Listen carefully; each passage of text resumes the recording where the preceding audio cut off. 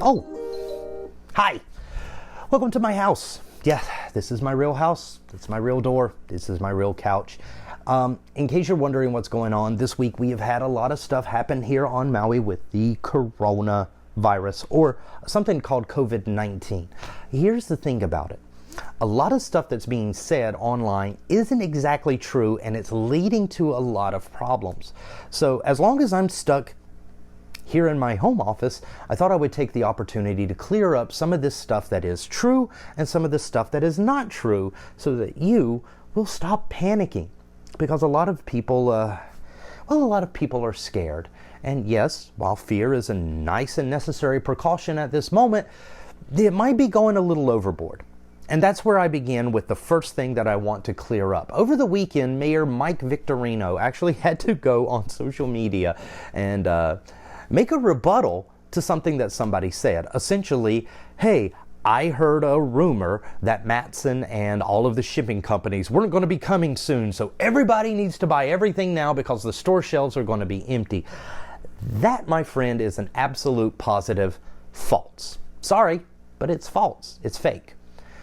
The real story is that Matson and other shipping companies to Hawaii, including those that run air carrier services, have announced that there will be no interruption for the foreseeable future, and that all necessary precautions are being maintained so that they can ensure that products will be delivered in a timely fashion, not only to retail locations, but to individuals as well. And that leads us to the next thing that's happening here on Maui, the long lines and the absolute lack of certain products in stores. Essentially, toilet paper, gone. Most bottled water's pretty much on its way out. And let's not even get started about the rice and the Spam thing, because let's just face it, that's unique to Hawaii. But there's a problem with this. Two problems, in fact.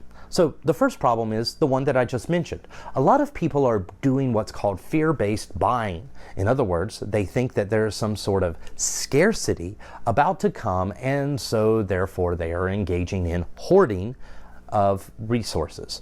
Now, scarcity is something that is not going to happen for the foreseeable future according to all the official channels.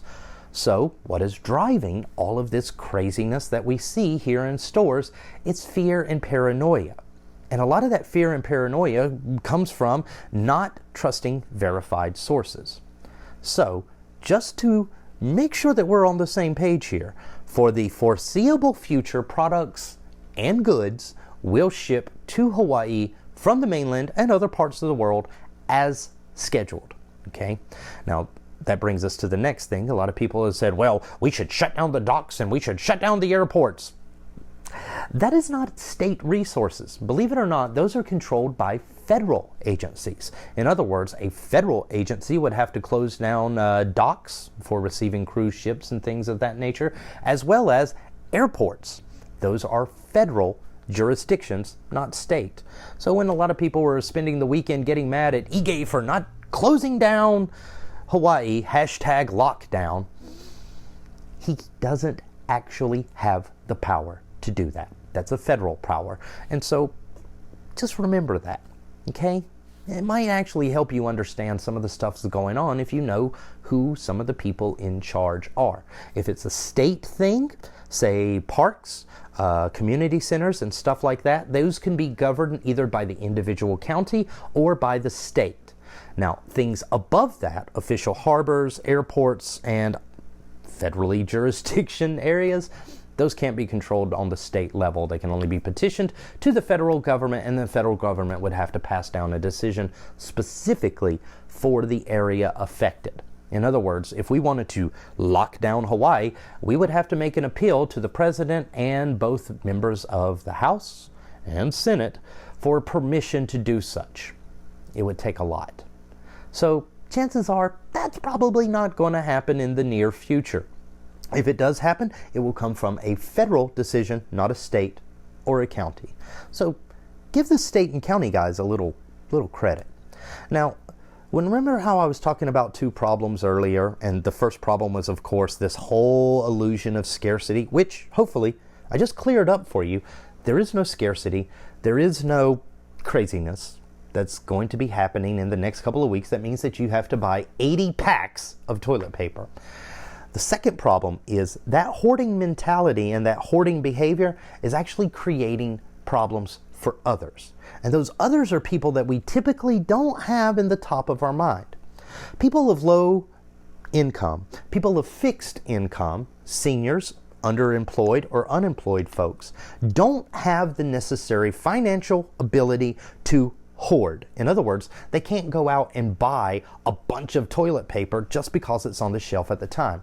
A lot of them can only buy at strict budgets at specific times as they are paid, whether it's through a benefits package, Social Security, or what have you.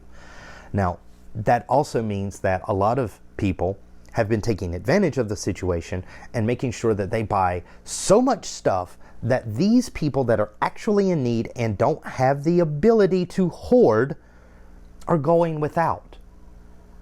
And in a place like Hawaii, where literally aloha is law, we should be thinking a little bit differently. So when it comes to the supplies and stuff that you need for your house, soaps, toilet papers, and things of that nature, there is no disruption in the supply chain as of yet. Shipping has not been disrupted to the island as of yet. There is no need to engage in this behavior because you are seriously putting to risk others when you take away the availability of all products, not because you need them, but just because you're a little scared and paranoid. Now, if you're one of those people that's watching and you feel a little guilty about all the stuff that you bought, here's a suggestion. Go out in your community, find seniors or low-income people that might need the help, and give them the stuff that you bought extra free. It's the least that you can do. There's also the whole matter of now national retail stores have said that they are going to start limiting such behavior on a state-by-state basis. In other words, your purchases at places like Target, Walmart, and others could be affected very soon by an actual quota. You might not be able to buy 40 rolls of toilet paper at once, which is a good thing because let's face it, everybody needs to wipe back there and everybody needs to wash their hands. Because if you do one, you definitely should do the other in this case. So when it comes to all of your fear-based buying of toilet papers and soaps and sanitizers, might want to rethink that. And also the last thing is hand washing. I have learned a very, very beautiful method of hand washing from a very prestigious Japanese restaurant that I'll be sharing in a future video. Wash your hands for 20 seconds under running water as a nice long rinse, and to make sure to dry completely. Clean all your work surfaces and anything that you touch around the office, and if absolutely possible, try to avoid going into work and work from home when you can. Try to stay safe out there, and remember, if you've got any questions whatsoever, and if it comes to rumors that you've heard, something that you think could possibly be true, let me know, Shaggy at Q103Maui.com, or in the comments section here, and I'll be sure to clear up any of the mythologies that you have with Hawaii and COVID-19. Now, if you'll excuse me, I have to get back to work. Welcome to the Wailoku Coffee Cast, where today we are